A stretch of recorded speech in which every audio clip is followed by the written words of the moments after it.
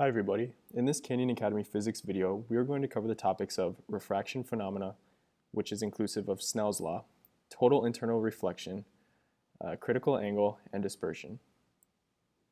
So the first concept that we're going to cover is refraction phenomena. And refraction, just by definition, is any deflection of light waves traveling from one medium to another at an oblique angle. And I include the word oblique here because you'll often see in different questions throughout this week you'll often see the word oblique, and that just means that it's an angle that is not 90 degrees. So as you can see in this diagram below, you have an incident ray on the surface of, let's just say, glass. So it's coming in from air onto the glass. So you can see how there's an angle of refraction below in the glass. And in order to solve that for that angle of refraction, we have to use and apply what is known as Snell's law. So Snell's law is applied when you want to solve for the angle of refraction, angle of incidence, or the mediums. But it's often most applied to solve for the angle of refraction. So the equation, you can see it below, is n1 times sine of theta 1 is equal to n2 times sine of theta 2. And n1 is just the index of refraction for the first medium that the light is traveling through. Sine of theta 1 is just the angle of incidence, and then n2 is the index of refraction for the second medium that the light travels through. So that's the medium that the light is refracted into. And then theta 2 is just the angle of refraction. So one note that you should know is the speed of a light wave can be calculated using a variation of Snell's law, which you can see below is n1 times v1 is equal to n2 times v2. And the same principle applies. n1 and n2 are the mediums that the light is traveling through, and then v1 and v2 are the speed through that medium. So you should know that different mediums have different indices of refraction. So for example, you can see that a diamond has an index of refraction of 2.42, whereas air is approximately 1. So with that observation, we know that a denser material has a larger index of refraction. So it's going to be harder for light to travel through a diamond than it is for air. So another note that you should be aware of is when you see a question regarding Snell's law, you should make sure that the question isn't trying to mislead you with its wording.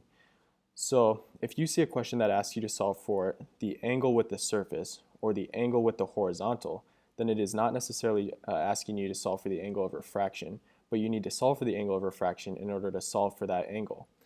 So what I included here is solve for using the complementary angle, because the angle of refraction is measured between the reflected ray of light, the refracted ray of light, and the normal. So that's just something to be aware of. So the next concept we're going to talk about is total internal reflection. And this is a phenomenon that occurs when two different conditions are met. One is the light wave is traveling from a dense material to a less dense material. And also, if the angle of incidence is greater than the critical angle, then total internal reflection will occur. And so the critical angle is something that we're going to talk about next. So that's just right here. And so the critical angle is the angle of incidence for which the angle of refraction is 90 degrees.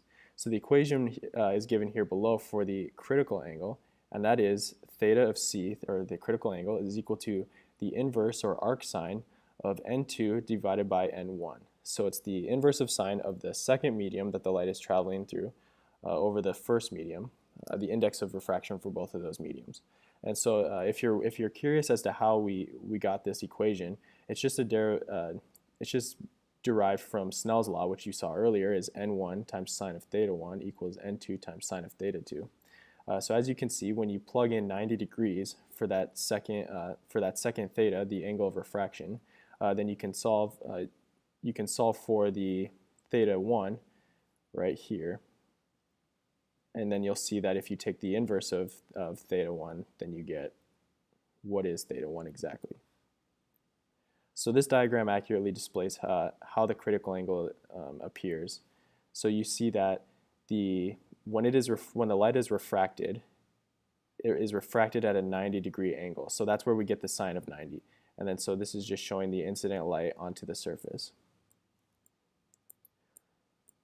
So the next thing that we're going to talk about is dispersion. And so dispersion is important because it is a question that you might often see involving white light and how that is refracted. And so the definition for dispersion is a variation of the index of refraction with wavelength. And so dispersion occurs with white light through a prism, as you can see below. When white light comes into the prism, it's going to be refracted in all the different colors, as you can see. And this occurs because the index of refraction for each of these different light waves is going to be different depending on their wavelength. So what's important to remember here is that as the index of refraction increases, the wavelength is going to decrease. Or when you have a decreasing wavelength, you're going to have a larger index of refraction. So if you had a question where red light is, when you're comparing red light and blue light, you're going to know that red light travels faster in the prism or in the medium than blue light does, because red light has a larger wavelength, meaning it will have a smaller index of refraction, and thus it will have a faster speed. So if you have any other questions, you can go ahead and feel free to leave them in the comments.